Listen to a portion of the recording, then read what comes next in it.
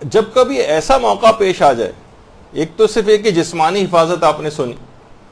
علمی طور پر بھی رہنمائی کے لیے، ظاہر ہے کہ طالبات ہیں اور ہر شخص کو ایک دینی طالب علم کے طور پر تو ہونا ہی چاہیے، کبھی ایسی مشکلات میں علم کے لحاظ سے کوئی رہنمائی درکار ہو تو علماء کی بھی سیرت میں رہی ہے یہ بات کہ وہ بھی رہنمائی ان سے حاصل کرتے ہیں۔ تو باقاعدہ مجلہ نور علم کے نام سے جو اس کا چوتھا شمارہ ہے، اس میں آقا ناصر باقری،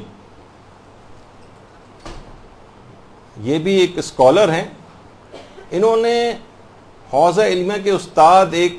آیت اللہ شیخ محسن حرم پناہی،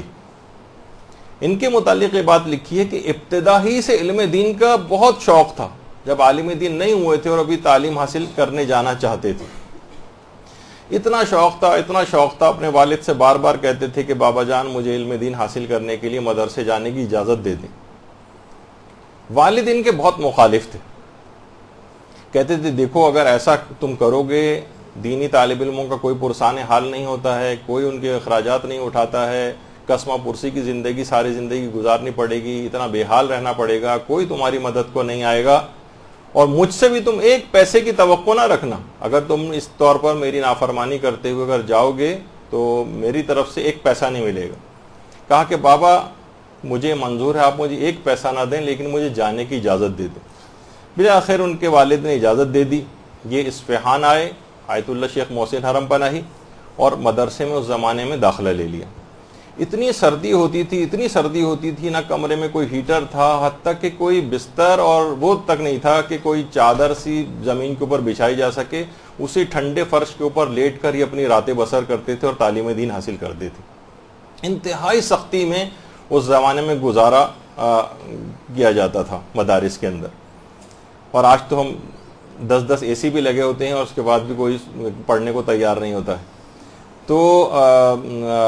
والد ایک دن کیا ہوا، والد نے ایسی سرپرائز وزٹ کیا ان کے مدرسے کہ دیکھو ذرا میرے بیٹے کی کیا حالت ہے، پیسہ تو میں بھیجتا نہیں ہوں اس کو، کوئی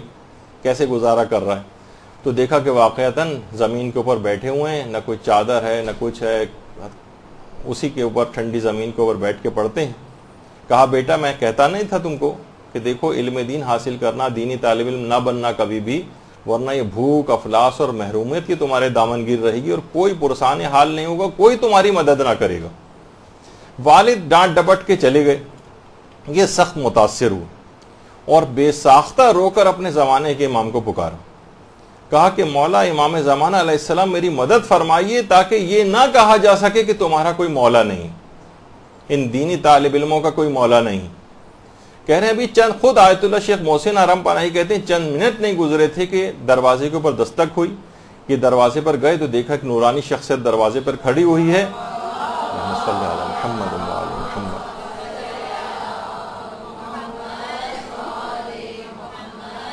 اس کے ہاتھ میں کچھ رقم ہے، اور ان کے ہاتھ میں رقم دیتے ہوئے اس شخصیت نے ایک بات کہی کہ یہ لو تاکہ یہ نہ کہا جا سکے کہ تمہارا کوئی مولا نہیں، اور اس کے بعد وہ نگاہوں سے اوجھل ہو گئے۔ تو ہر لحاظ سے مدد، طالب علموں کے لحاظ سے مدد، علمی لحاظ سے بھی مدد کی، اب بہت ساری مثالیں سنیں گے، بس انسان کو تڑپ ہونی چاہیے، ان کی یاد ہونی چاہیے، کس طرح سے تڑپ کر اپنے زمانے کے امام کو پکارا، اور اس کے بعد آیت اللہ شیخ محسن حرم پناہی نے اس کا نتیجہ دیکھا کہ امام کیسے۔ تو یہ جو افراد ہیں اتنا یاد کریں اپنے زمانے کے امام کو، جو کہ تقاضا ہے، جس اعتبار سے غفلت ہے۔ یقین کیجئے کہ لوگ صرف ایک زبانی کلامی کے طور پر کیونکہ زیارات کے اندر رائج ہو گئے تو اس وجہ سے کچھ موقعوں پر ان کا نام لے لیتے ہیں، یا جشن وشن کے کچھ پروگراموں میں ان کا نام آ جاتا ہے، ورنہ اصلاً ان کی یاد سے دل خالی ہو چکے ہیں۔ آیت اللہ شیخ ابراہیم صاحب الزمانی تبریزی ان کا نام تھا۔ یہ کئی برس تک سامرہ میں خود مقام امام زمانہ علیہ السلام جو ہے یہ وہاں پر رہائش پذیر تھے۔ اس قدر امام زمانہ علیہ السلام کو یاد کرتے تھے، اس قدر یاد کرتے تھے، ہر آن ہر گھڑی ہر وقت اٹھتے بیٹھتے چلتے پھرتے کھاتے پیتے باتیں کرتے ہوئے لوگوں سے درمیان میں،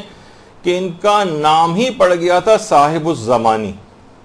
لقب اسی نام سے یاد کیے جاتے تھے۔ آیت اللہ شیخ ابراہیم نام تھا ان کا، لیکن صاحب الزمانی کے نام سے یاد کیے جاتے تھے. تو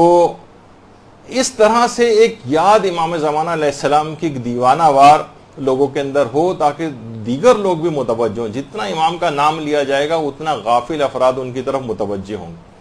ورنہ آپ نام نہیں لیں گے, ان کا تذکرہ نہیں کریں گے, لوگ بھی اپنے زمانے زندگیاں گزر رہی ہیں, عیش و عشرت, مال دولت لوگوں کے پاس زیادہ آ گیا ہے, وسائل پورے ہو گئے ہیں, اتنی زیادہ مشکلات زندگیوں کے اندر بظاہر نظر نہیں آ رہی ہیں.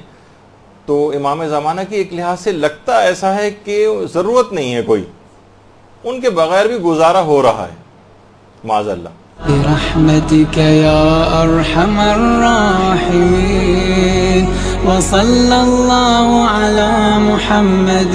وآله الطاهرين.